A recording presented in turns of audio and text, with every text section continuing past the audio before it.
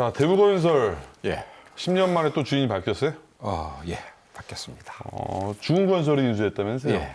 근데 또 지난해 또 돌이켜보면 금호 아시아나그룹이 예. 대우건설을 인수했다가 또 체했죠. 그래서 예, 예. 산업은행으로 다시 넘어갔다가 갔다가 10년 만에 또 새 주인이 바뀌게 된 예. 건데 그런 손바뀜이 어느 정도 심했었죠? 과거 역사를 보면. 잠깐 뭐 대우건설 조금 연역을 좀 살펴보겠습니다. 네. 회사가 1973년에 만들어졌습니다. 네. 만들어지고 처음에는 대우개발이라는 이름으로 만들어졌습니다. 네. 그러다가 1981년 주대우하고 합병을 했습니다. 네.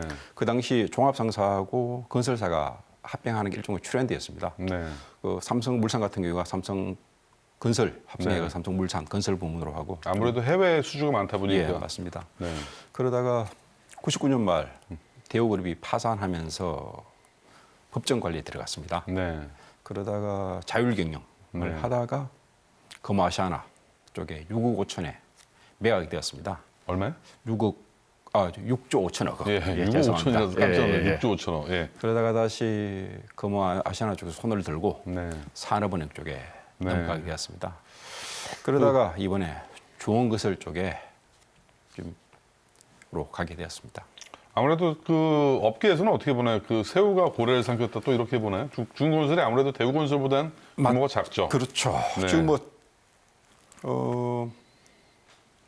대우건설 같은 경우에는 어떻게 보면 현대건설 그리고 대우건설 GS건설 쪽과 이렇게 상벽을 이루는 빅3 내지 빅5로 또 불리는 그런 회사입니다. 그러다 보니까 시장에서는 말씀 주신 대로 이렇게 네. 새우가 고래를 삼켰다는 그런 지적이 나오고 있습니다. 네.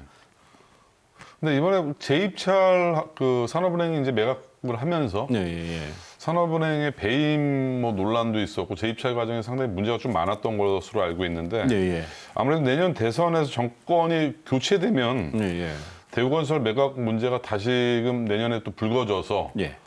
또 다시 재입찰을 해야 된다 그런 또 논란의 이슈가 있다는 얘기도 있던데. 재입찰 그거보다는 사실 그 배임 논란이 있습니다. 네. 왜냐 원래 사는 쪽에서는 이게 대우건설을 매각해야 되는 그런 입장이었으니까 네. 지금 4년째 언제 들고 있지 않습니까? 네. 들고 있다 보니까 원래 중흥건설 쪽에서 2조 3천억을 썼습니다. 네. 그러다가 타 경쟁 후보가 보니까 1조 네. 8천억을 쓴 것이 이렇게 좀 밝혀졌습니다. 네. 그러다 보니까 좀 깎아달라 해가지고 2조 1천억으로 네. 인수금액을 좀 낮췄습니다. 네. 그 금액에 이렇게 낙찰이 된 거죠. 인수후보로 이렇게 최종 낙점이 된 겁니다. 근데 깎아줬다고 해서 배임 있다라고 보이는 그러다 보니까 이게 않나요? 노조 쪽에서는 네. 약간 좀 그런 식으로 나옵니다. 일종의 배임 행위다. 네. 사실 그 노조 같은 경우가 그런 경우도 있지만 지금 이번에 계약이 되고 나서 몇 달 전부터 이렇게 중흥이 인수한다는 얘기가 쭉 나왔었습니다. 나오다 보니까 회사 내부는 좀 많이 좀 시끄럽습니다. 네. 쉽게 얘기해서 대우건설 같은 경우에 그래도 빅3, 빅5 하는 그런 큰 회사인데 어떻게 보면 지방에 있는 중소규모 네. 건설사가 인수하게 됐다. 네. 만약 언론으로 치면 네. 조중동에 있는 신문 하나가 네. 저쪽에 지방에 있는 네. 신문을 신문이 네. 조중동 하나를 인수하게 된 거죠. 네. 그러다 보니까 자존심 상할 거 아닙니까? 네. 당장 사표 쓰고 딴 데 네. 가겠다 하는 그런 분위기가 굉장히 많습니다.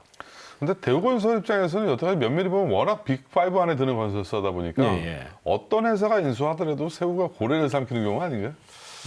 사실상 그래도 대우건설 내부에서는 조금 비등한 처지의, 비등한 등지의 그런 후보가 나서기를 바랬었는데 하다 보니까 말씀드리듯이 그런 것이 많습니다.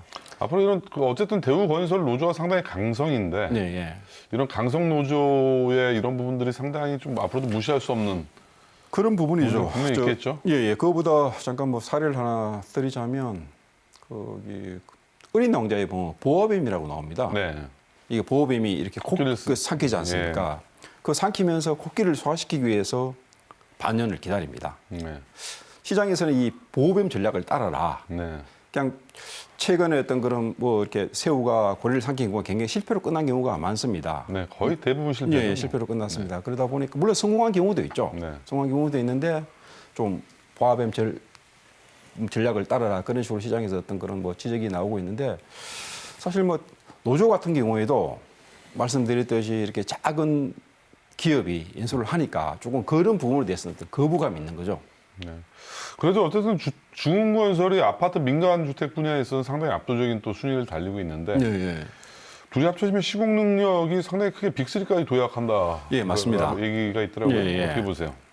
지금 뭐 당장 그 시공 능력이라는 게 있습니다. 건설사 시공 능력이라는 게 뭐 수주라든지 경영 능력 그리고 인지도를 이렇게 따져서 이렇게 뭐 수치로 환산한 겁니다. 그게 지금 만약 두 회사가 합쳐지면 빅3로 도약을 하게 됩니다. 네. 하게 되는데 뭐 지금 중흥건설의 정창선 회장 네. 이분이 저 목수 출신입니다. 아. 그러다 보니까 뭐 아까 말씀드렸듯이 대우 쪽에서 굉장히 엘리트식이 강합니다. 네. 그러다 보니 그런 아까 반감이라든지 그런 것도 네. 있고 이분 같은 경우에는 뭐 대우건설을 독립 경영하겠다 그런 식으로 이야기를 하고 있습니다. 네. 하고 있는데 이분의 어떤 뭐 또 일종의 레토릭이라도 볼 수 있겠죠. 이게 좀 나중 지나가서 점령군처럼 좋은 것을 사람들이 들어와서 대우건설을 다시 이렇게 뭡니까 그런 식으로 좀 할 수도 있고 네. 점령군처럼 할 수도 있는 그런 상황입니다. 네. 둘이 이렇게 뭐 지금은 독립경영 하다가 둘이 합쳐질 가능성도 많습니다. 네. 그러다 보면 어떤 그런 대우건설이 기존 갖고 있던 브랜드 파워라든지 그런 거 좀 떨어지거든요. 네. 어떻게 보면 당연한 얘기한 거죠. 뭐 인수하자마자 바로 뭐 점령문처럼 깃발을 꽂을 수 없는 거고, 뭐 독립경영을 해야죠. 독립경영 요즘 같은 시대에 무슨 뭐 족벌 체제로 갈 수도 없는 거고, 독립경영을 할 수밖에 없는데 이제 시간적으로 차후적으로 지나다 보면 이제 점점 하나의 그룹이 되겠죠, 뭐. 근데 이게 어떻게 보면 아까도 뭐 새우가 고리를 삼킨 경우인데 네. 실패 사례가 굉장히 많습니다. 네. 그 해외 사례를 살펴보자면 옛날에 1997년인가요? 벤츠하고 미국 크라이슬러하고 같이 이렇게 합병을 했었습니다. 네. 전형적 이질적인 문화이죠. 유럽 문화하고 미국적인 문화고 그리고 크라이슬러 같은 경우에는 대중차고 벤츠 같은 경우는 고급차지 않습니까? 둘이 결합을 했다가 9년 만에 깨졌습니다. 네. 이질적인 문화 그리고 또 어떤 다른 어떤 경영 방식 때문에 네. 그런 경우에서도 배제할 수는 없습니다. 좀 당장 뭐 대우하고 중원건설하고 합쳐졌다가 서로 이질적인 어떤 그런 부분 어떻게 보면 결국 물리적인 결합은 이룰 수 있을 수도 요새 이야기는 케미라고 하지 않습니까? 네. 화학적인 결합을 해야 되는데 그게 어떻게 하느냐가 관건인 거죠. 그렇죠. 가장 그 빅딜 간의 관건이 그렇더라고요. 그 문화적 충돌. 네. 정말 이 부분에서 발생되는 로스, 그다음에 또 충돌, 이해관계 대립 이런 부분들이 정말로 크더라고요. 기업들은. 잠깐 거모아시아나가 대우건설을 인수했었을 때도 그 잠깐 말씀을 드리겠습니다. 당시 거모아시아나 그룹에서 네. 대우건설에 이렇게 좀 인력을 파견했답니다. 네. 그 인력들이 대우건설이 가진 문화를 네. 못 빼기고 다 나왔답니다. 다시 복귀를 했답니다. 네. 그 어떤 아주 배타적인 문화일 수도 있지만 서로 어떤 그런 물리적인 결합을 하고 나서 조금 화학적인 결합을 할 때 어느 정도 이렇게 좀 조율이라든지 조정이 필요한데 무리하게 하다 보니까 좀 그런 과정이 있었던 거죠. 두산그룹의 그 박용만 회장이 이런 식으로 얘기했습니다. M&A 과정에서 기업 인수 자체는 되게 쉽다. 네. 그렇지만 가장 어려운 것은 PMI, 네.